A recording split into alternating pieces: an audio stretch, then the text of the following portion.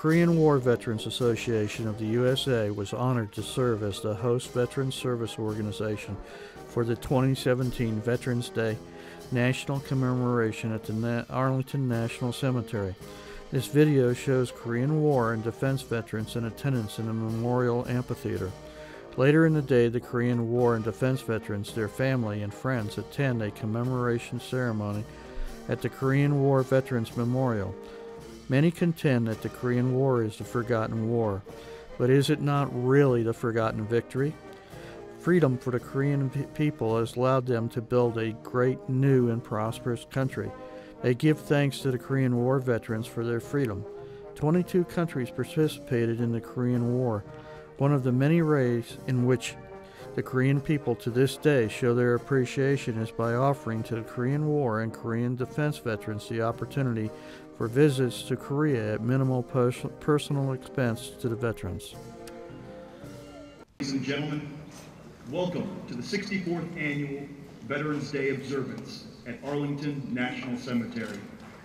I'm Matt Webb, a Marine Corps veteran with the Department of Veterans Affairs, and your master of ceremonies for today's program.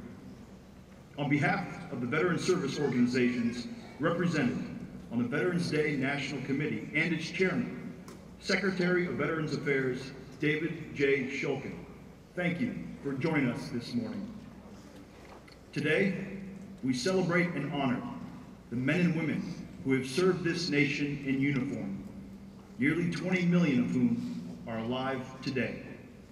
This is their day, Veterans Day. On behalf of Ms. Karen Durham Aguilera, Executive Director, Army National Military Cemeteries and staff, welcome to the Memorial Amphitheater. We are proud to hold today's program in this beautiful landmark on America's most sacred site. We will soon hear the booming salute of Army howitzers marking the arrival of the presidential party.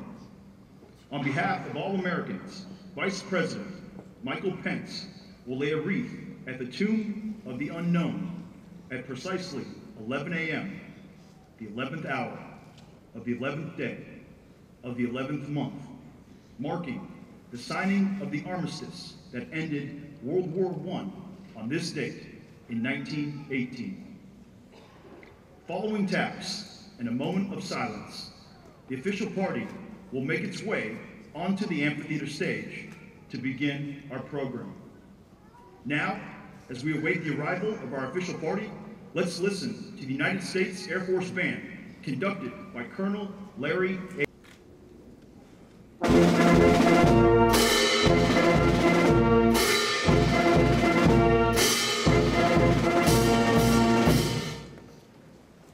Ladies and gentlemen, the Vice President of the United States.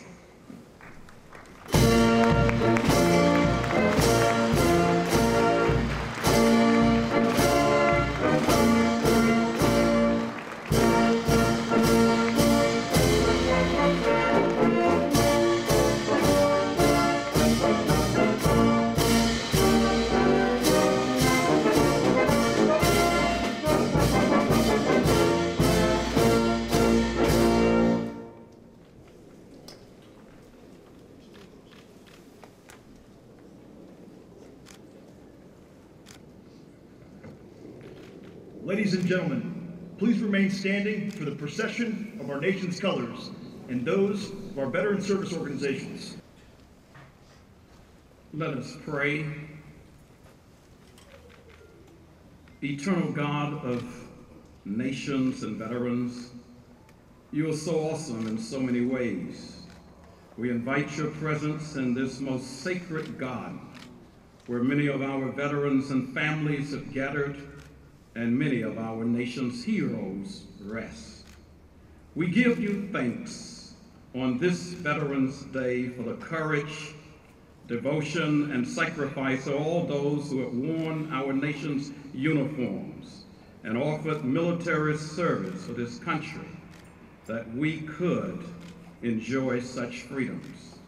God, we ask that you bless our nation's veterans, encourage and bring healing to those who are suffering from both visible and invisible wounds of war. God, hold safely in your hands all military members, veterans, their families, and all who live in this great nation. God, remove evil acts from our midst and grant us peace at home and abroad. Give to us grateful hearts and a united will to honor our veterans. May we always hold them in our love and our prayers until your world is perfected in peace and all wars cease. God, give us all a joyous spirit as we honor our nation's veterans. Let your presence be evident in the celebration of their service. In the name of God, who challenged us to care, amen. Amen.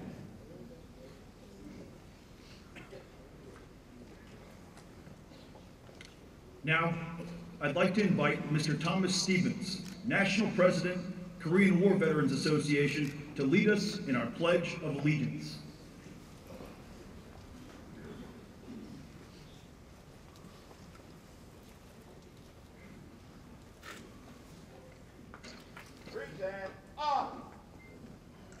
I pledge allegiance to the flag of the United States of America and to the republic for which it stands, one nation, under God, indivisible, with liberty and justice for all.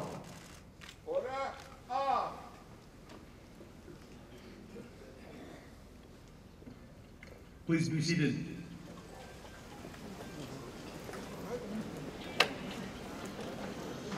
It is now my distinct privilege to introduce the members of the Veterans Day National Committee. The committee was formed by presidential order in 1954 to plan this annual observance in honor of America's veterans and to support Veterans Day observances throughout the nation. Please hold your applause until I've introduced these special guests. If you're able, please stand when your name is called. Thomas Stevens, National President, Korean War Veterans Association. Angel Zuniga, National Commander, American GI Forum. Frank Kowalski, National Commander, Catholic War Veterans of the USA. Joe Parker, National President, Blinded Veterans Association. John Rowan, President, Vietnam Veterans of America.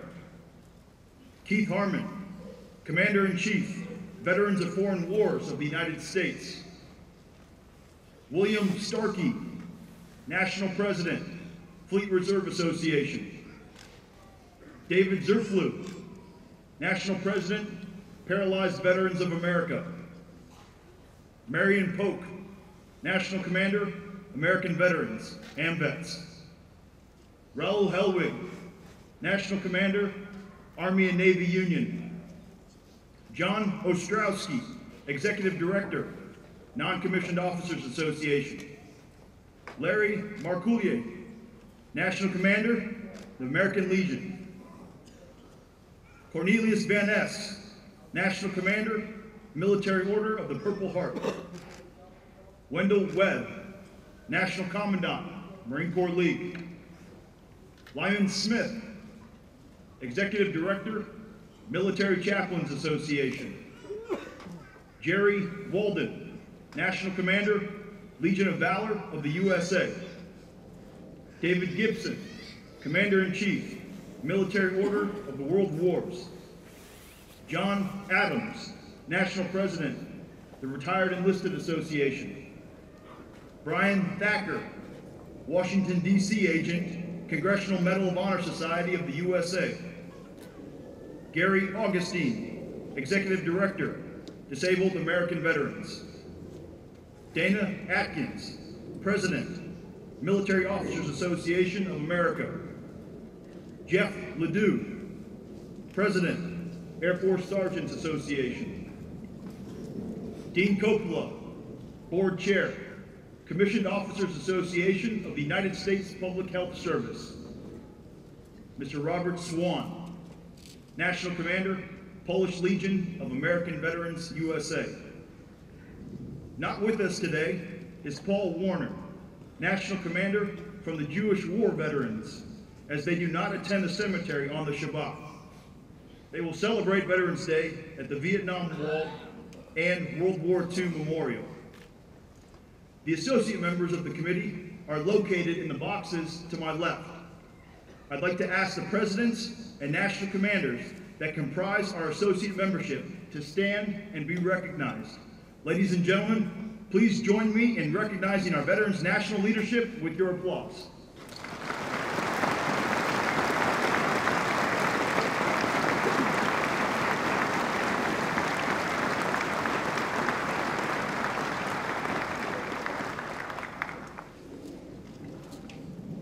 It is now my pleasure to introduce our Veteran Service Organization host for 2017, the Korean War Veterans Association of the USA. The Korean War Veterans Association of the United States of America, or KWVA, is honored to serve as the host organization for the 2017 Veterans Day National Commemoration at Arlington National Cemetery.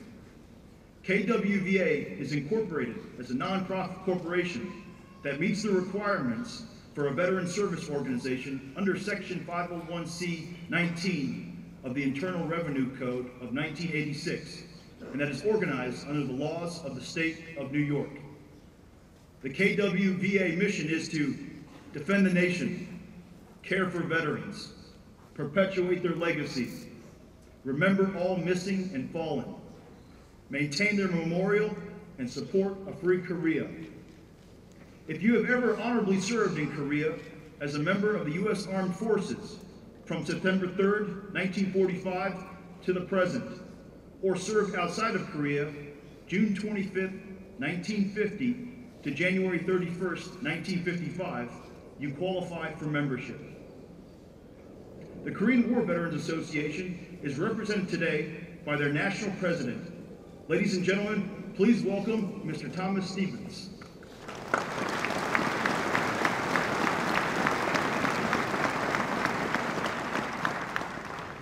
Thank you. Vice President Pence, Secretary Shokin, distinguished guests, and my fellow veterans and their families, good morning and happy Veterans Day. My name is Tom Stevens. I'm the National President of the Korean War Veterans Association of the United States of America. The Korean War Veterans Association has the distinct honor and privilege of co-hosting this year's National Veterans Day commemorations here in Washington, D.C.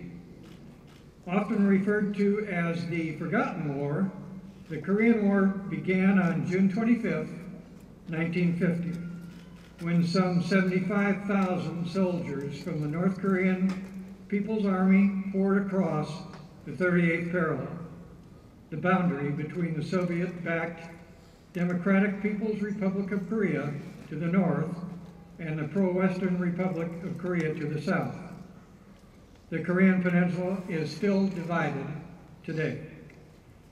Today I would like to pay special tribute to all who have served on the Korean Peninsula. From the start of the war to the present, your service and dedication to ensure the stability and freedom of the Republic of Korea will be remembered for years to come. We honor and thank you for your service to our country and to the Republic of Korea.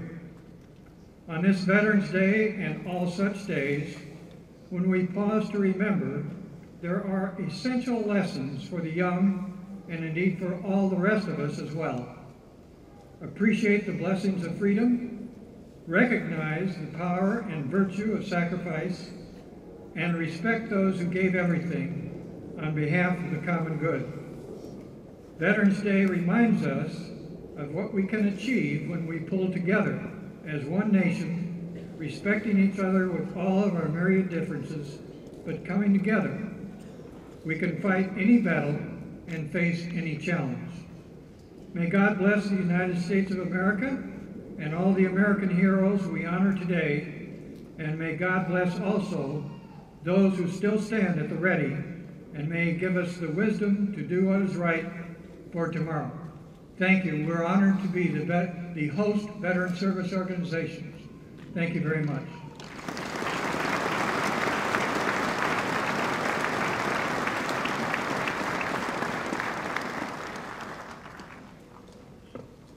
Ladies and gentlemen, please welcome the Honorable David J. Shulkin, Secretary of Veterans Affairs.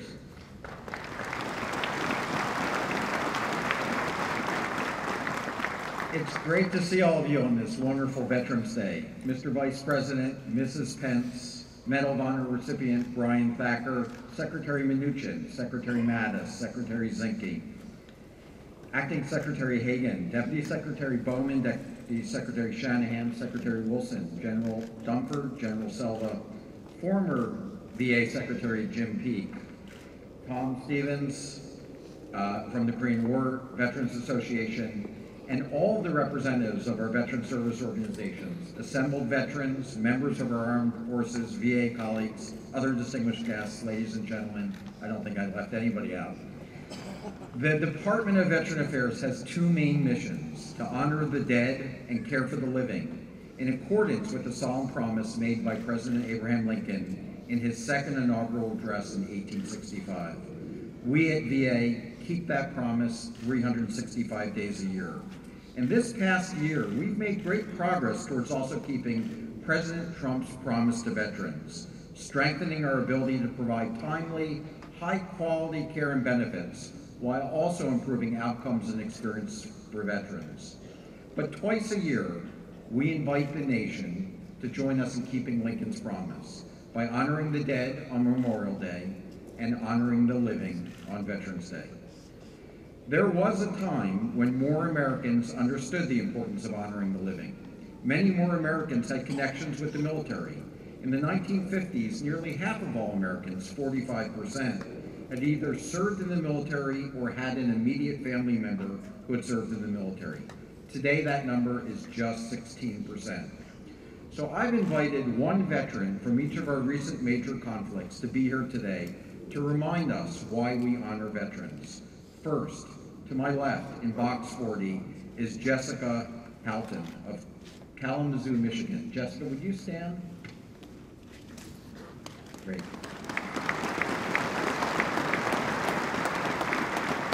Jess ran out of money for college, so she enlisted in the Navy in 2010. Trained as an aircraft mechanic, she served with an E-2C Hawkeye Squadron at Atsugi, Japan, completing 3 6-month cruises with the squadron aboard the USS George Washington. Then, after 4 years on active duty, she used the GI Bill to finish her bachelor's degree and earn a master's degree in national security policy, which she will finish in May. Congratulations, Jess, and thank you for your service.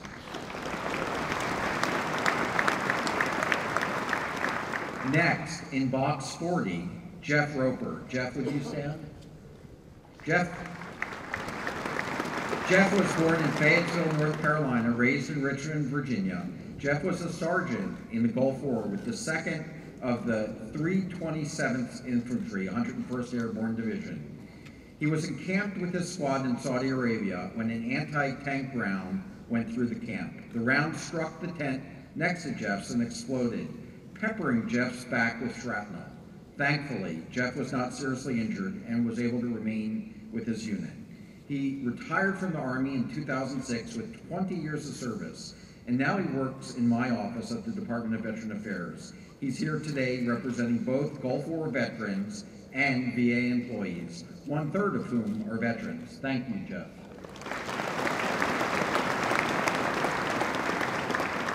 Next, down here in front is Tom Devlin from Newtown, Pennsylvania. Tom, where are you? Okay. Tom enlisted in the Marines in 1966. 2 years later, he was a rifleman in Vietnam when a booby trap sent him flying through the air. He spent the 1968 Tet Offensive in the hospital in Da Nang. After Vietnam, Tom served 9 years in the Marine Corps Reserves before switching services and joining the Air National Guard as a medic. He's retired now after 27 years of active service. Tom credits the Vet Center in Silver Spring, Maryland with saving his life.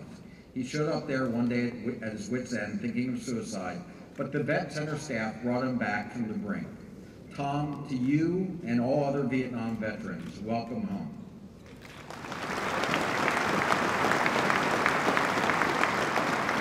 Next, in box 40 in the back, is Bill Scott of Marlow, Oklahoma. Bill, would you stand? Okay, coming up there, great. True to his roots, as a proud member of the Chickasaw Nation, Bill fudged his birth date to enlist in the National Guard when he was just 16. When the Korean War broke out, he could have used his young age to get out of going, but he didn't. He deployed to Korea with the 45th Infantry Division in 1951. Despite his age, Bill was made a squad leader and was promoted to staff sergeant. He served 9 months in combat before returning home and going back to high school for his senior year. Then he used the GI Bill to go to college, and he's had a very good life ever since. He's been a patient at VA facilities in 2 states. He's bought 2 houses using VA home loans, and he lives in one of them now with Linda, his wife of 52 years. Congratulations to both of you.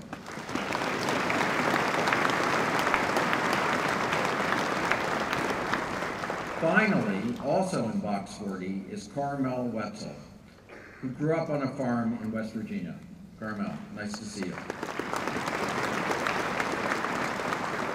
Carmel was drafted in 1942 and deployed to France with the 26th Infantry Division 1 month after D-Day. First, he drove a truck for the famed Red Ball Express, an endless convoy that moved food, fuel, and ammunition from the English Channel to Patton's Third Army.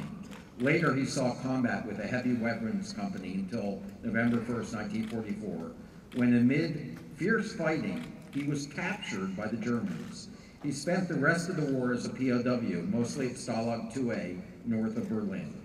Breakfast was a cup of tea, lunch was 2 rutabagas, dinner was 1/6 of a loaf of bread. Carmel escaped once with 2 other men by sneaking out the front door of the barracks during a nighttime bed check. They remained at large for 15 days before they were recaptured, and were only not shot because several Americans who had escaped just before them had been shot. After the war, Carmel went back to driving a truck, but for 2 years in his spare time and without any pay, he built apartments in Baltimore for other veterans returning home from the war. Amazing stories, and there's hardly a veteran alive who doesn't have one. Our guest speaker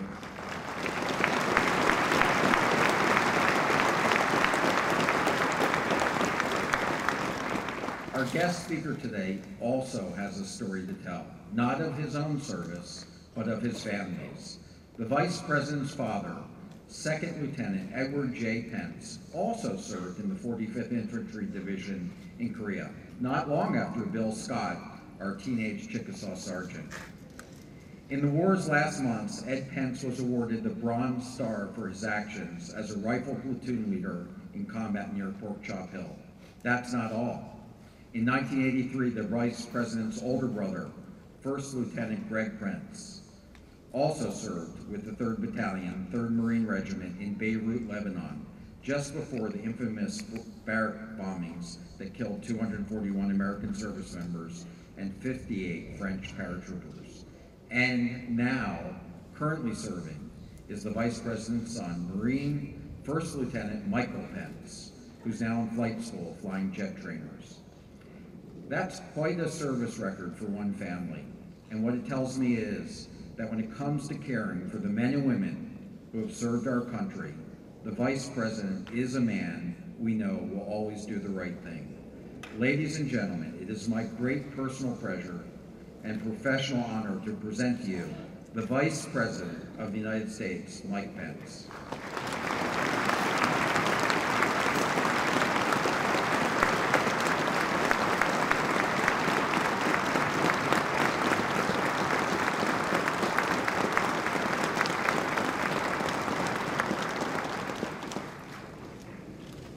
Thank you, Secretary Shulkin.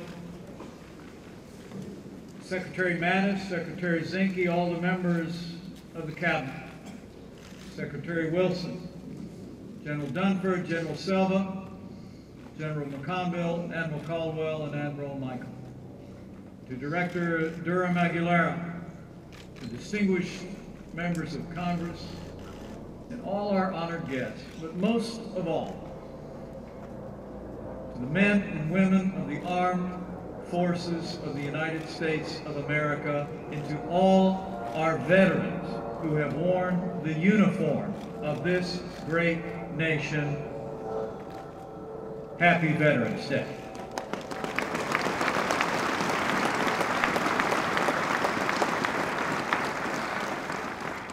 There is a day in the spring when we remember those who served and did not come home. But today, Veterans Day, is the day when all across America, in gatherings large and small, we pause to remember those who served and did come home.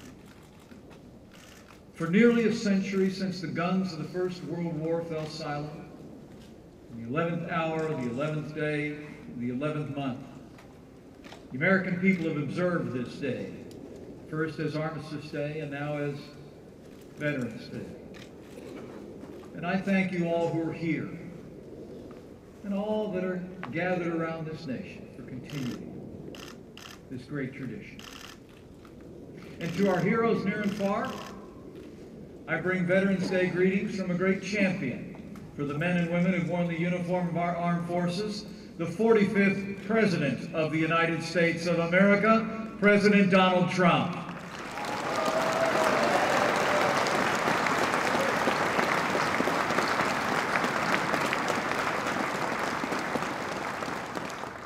At this very moment, our president is halfway around the world.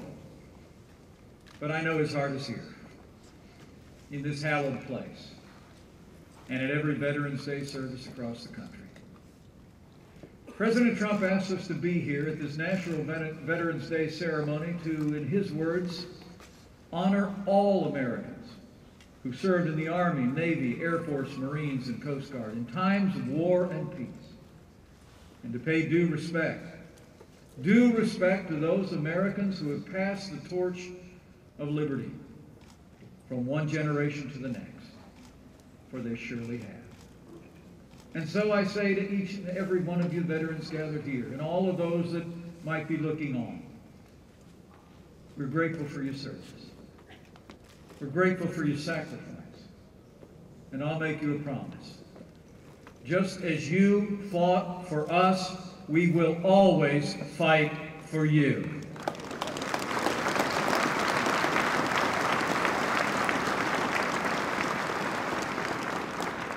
The Bible tells us if you owe debts, pay debts. If honor, then honor. If respect, then respect. And the debt our nation owes those who've worn the uniform is a debt we will never be able to fully repay. From the hour of our nation's birth, our best and bravest have stepped forward to defend our freedom. The unbroken cord of their service stretches back into the mists of American history. From Bunker Hill to Belleau Wood, from San Juan Hill to Saipan, from the Coral Reef to Kandahar. Nearly 50 million men and women have donned the uniform of the United States. And nearly 20 million still walk among us today. And as we speak, a new generation of American veterans is being forged across the wider world. As I look out today, it's a humbling sight. I see heroes from the Second World War, Korea, Vietnam, and more recently from Iraq and Afghanistan, and many more who've watched in times of peace. Yesterday in Da Nang, Vietnam, our president commemorated the 50th anniversary of the Vietnam War and met with some of the heroes who fought that war on the very soil where they fought. As the president said yesterday, we salute our brave Vietnam veterans and recall the sacrifices they made for our freedom and for our nation's strength. Some 9 million Americans served in those jungles, and more than 58,000 fell in defense of freedom. Their names now enshrined on a black granite wall not far from here. So to all our Vietnam veterans who are gathered here in the midst of this 50th anniversary, I say thank you and welcome home.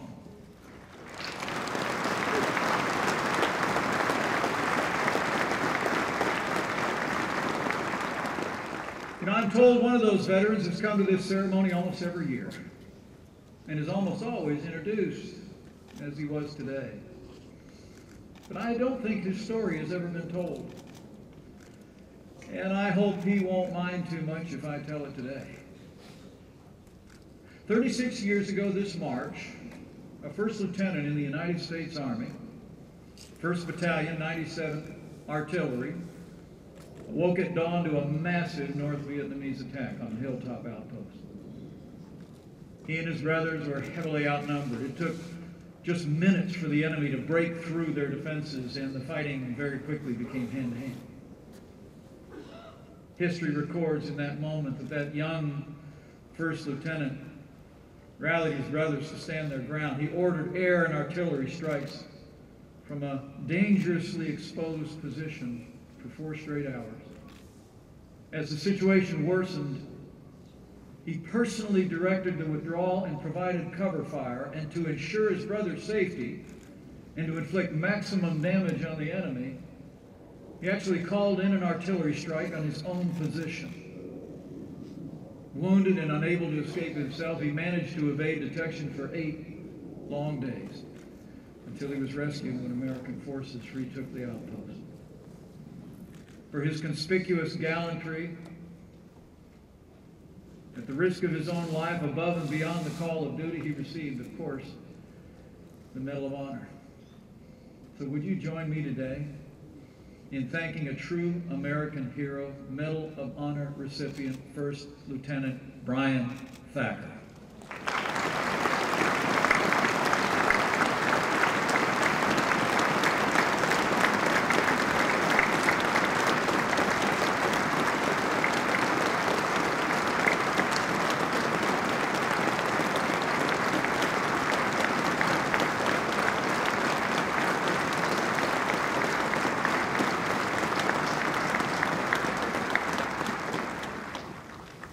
Our nation owes a debt to our veterans, and as I said, it's a debt we can never fully repay. But on this Veterans Day, we rededicate ourselves to accomplishing just that. And I can assure you, since the outset of this administration, President Trump has fought tirelessly to fulfill the words of our nation's 16th president, to care for him who shall have borne the battle. Working with Secretary Shulkin, we've made the Department of Veterans Affairs already more efficient, effective, and accountable. Let me be clear. Veterans' benefits are not entitlements. They are earned. They are the ongoing compensation for services rendered in the uniform of the United States of America.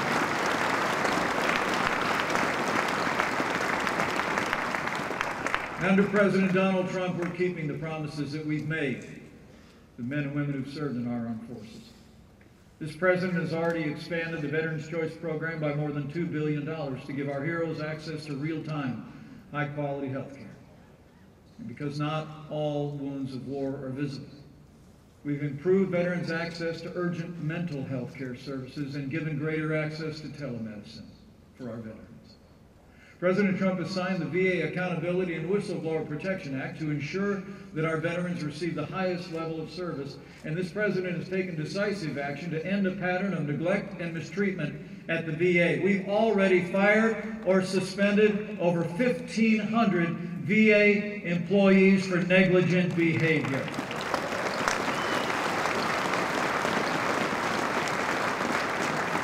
And I want to assure you, as the President has said, we will not rest or relent until all America's great veterans receive the care they so richly deserve.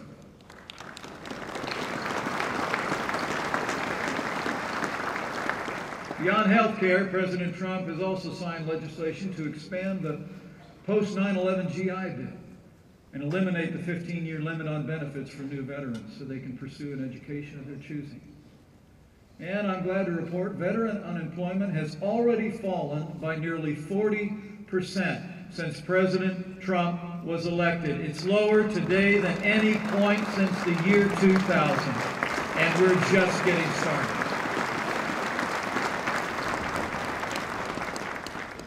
You know, today our veterans continue to serve our nation in careers ranging from business to education, from law enforcement to public service. And it seems wherever they go, their lives are characterized by that same sense of duty and courage and selflessness forged during their years in our armed forces. You know, earlier this week, I heard the remarkable story of one such veteran, and I thought I'd share it with you today. On Wednesday, Karen and I traveled to Sutherland Springs, Texas, to meet the families and the victims of the worst attack on a place of worship in American history. At Brooke Army Medical Center, we stood at the bedside of a retired U.S. Marine Corps gunnery sergeant named Juan Macias. We spoke to his family as he lay before us, recovering from his injuries. But it was from another member of the church that we learned of that veteran's extraordinary courage last Sunday. Julie Workman, a registered nurse, was also wounded at the First Baptist Church that day. No sooner had the attacker left than she began to treat the wounded. Seeing what lay before her, though, Julie told me she was momentarily overcome. And that's when Gunny stepped in. Despite having 5 bullet wounds, she told me that Gunny sat up, looked her in the eye and said, "You were born for this. Keep your wits about you. Do your job." She said that's all she needed to hear. Heroism outlives the uniform, and her actions and his courage undoubtedly saved lives that day. That's an American veteran.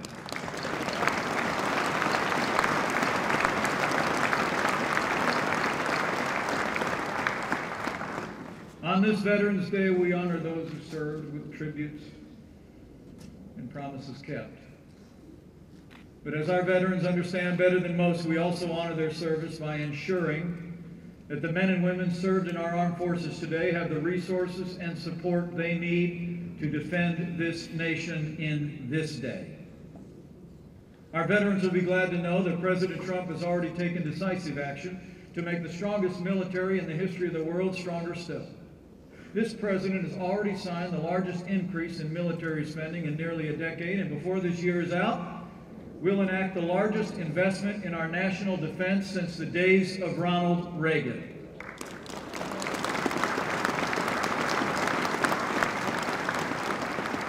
And under President Donald Trump, I'll make you a promise.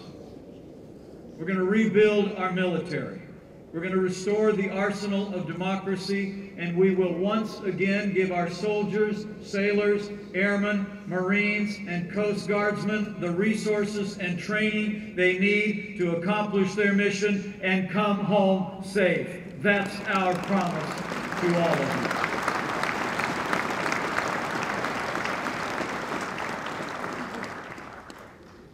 you. As I close, let me say again how deeply humbling it is for me to stand before so many heroes. For you see, as Secretary Shulkin told you, I'm the son of a soldier, and I'm the proud father of a United States Marine, but my life never took me into the uniform of the United States. I've never experienced the cost of war on the battlefield, or had to endure the hardship of time away from home and family that can come with service, even in peacetime. But I've seen enough to know the burden our veterans bear is oftentimes a burden that lives far beyond your time in uniform. 64 years ago, my dad served in combat in Korea. Second Lieutenant Edward J. Pence was in the U.S. Army, 45th Infantry. He fought in the Battle of Old Baldy and Pork Chop Hill, and he earned a Bronze Star for his courage under fire. The truth is, I learned most of that after I grew up. Because Dad never talked about the war. And that medal stayed in his dresser drawer. A few years after he died, I was visiting a cousin that he grew up with on the streets of Chicago. And he told me that the war had changed my dad. When I asked him how, he said, you know, before the war, your dad was the most happy-go-lucky guy I ever met. But he said after he came back, he was different. And then he said words I'll never forget. He said, and I quote, I don't think your dad ever got over the guilt of coming home. I don't think your dad ever got over the guilt of coming home. You know, in those words, in an instant, I understood every unfinished sentence, every faraway look on my father's face whenever the war came up. If he talked about it at all, he talked about the guys he served with. Guys who didn't get to come home to marry their sweetheart, raise a house full of kids, live their dreams, and see their children's children. That's when I understood the quiet cost of freedom and the burden so many of our veterans bear in their hearts. So to all our veterans looking on, know this. We are with you. You do not carry that burden alone. As a nation, we stand ready to help you shoulder that load with the compassion, support, and prayers of the American people. You were there for us. Now we are here for you.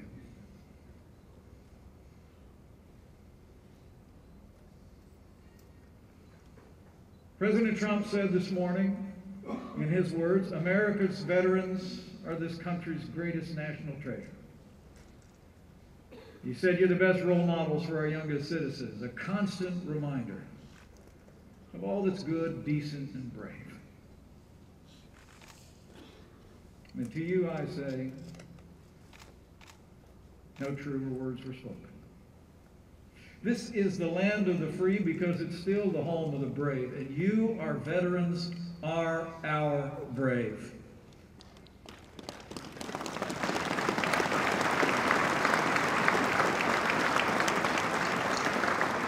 You stepped forward. You counted our lives more important than yours. And we thank God, who, as the psalmist says, trained your hands for war, gave you the strength to advance against the troop, but also brought you home safe to your loved ones in a grateful nation. In his proclamation for this Veterans Day, President Trump called upon every American to recognize the fortitude and sacrifice of our veterans. But let me add one challenge, especially to my fellow countrymen who did not serve in the armed forces of the United States. Before this day is out, at home or at work, on a street corner or over a backyard fence, whether they came home in the last week or in the last century, find a veteran, extend your hand and say those words they never asked to hear but deserve to hear every day. To my fellow Americans, I say, find a veteran today and say, thank you for your service. Thank them for their courage. Thank them for your freedom.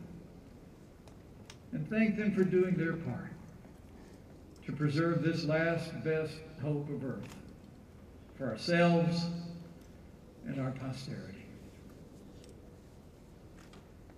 To our veterans, on behalf of the President of the United States and a grateful nation, I say, thank you for your service. May God bless you and your families. May God bless all those who this day wear the uniform and stand ready. And may God continue to bless the United States of America.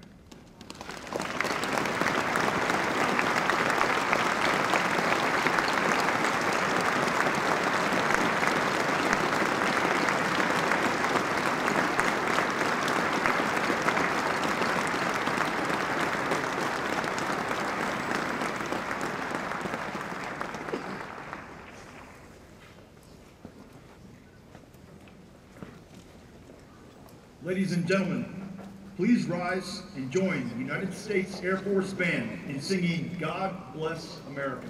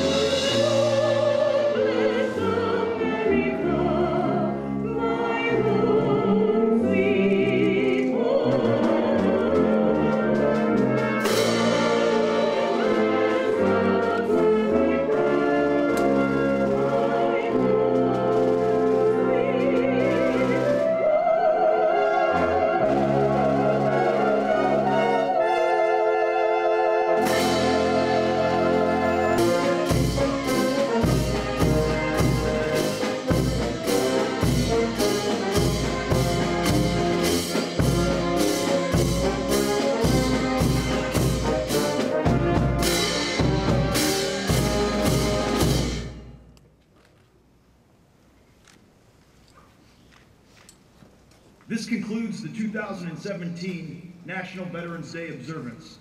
Please be seated for the departure of the Vice President of the United States and the official party.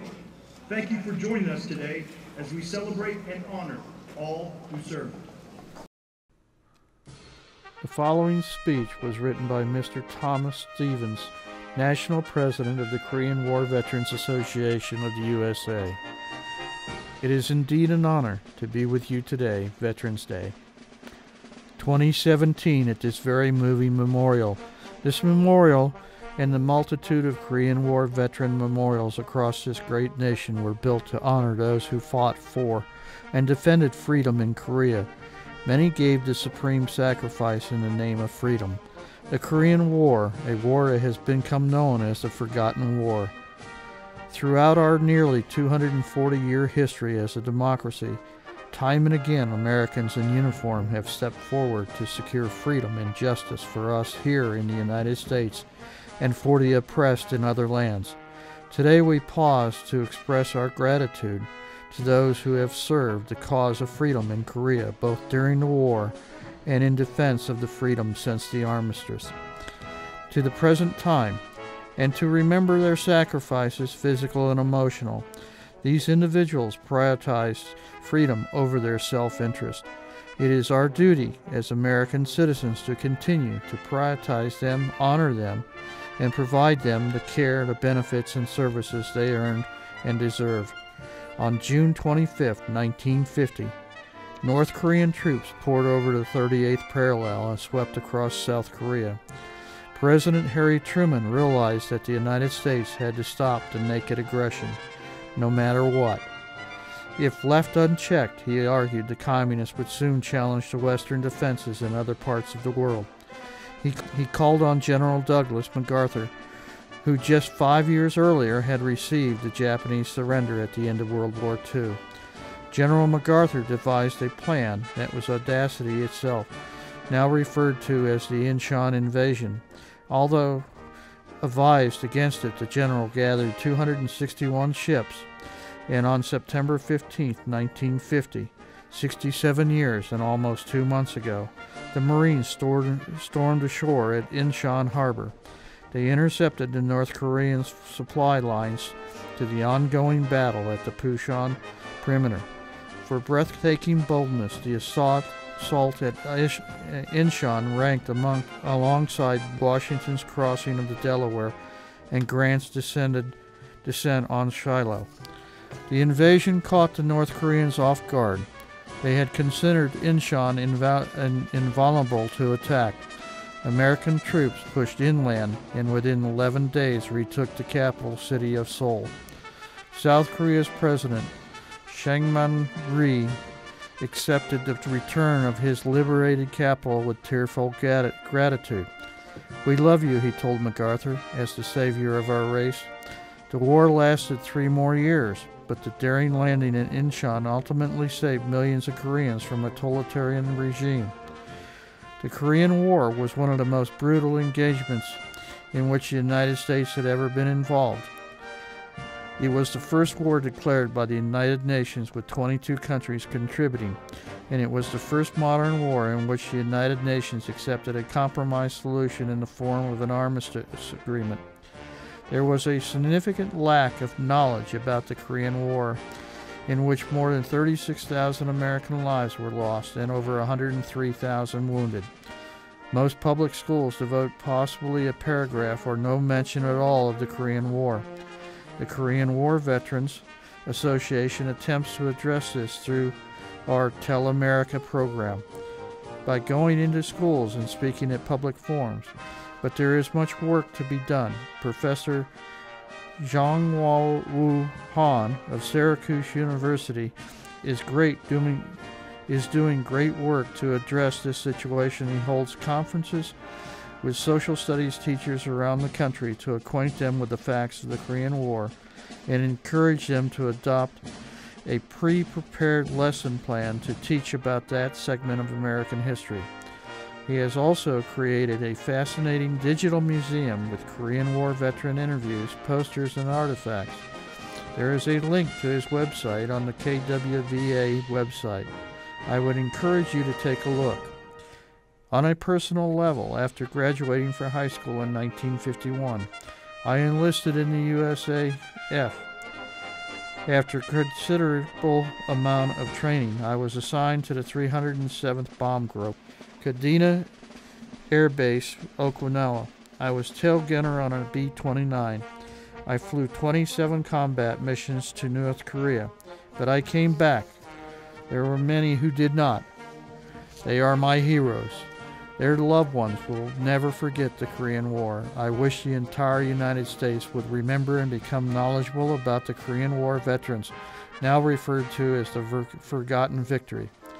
God bless all the veterans who stood up or our standing up and saying, yes, I will defend our way of life with our own life if necessary.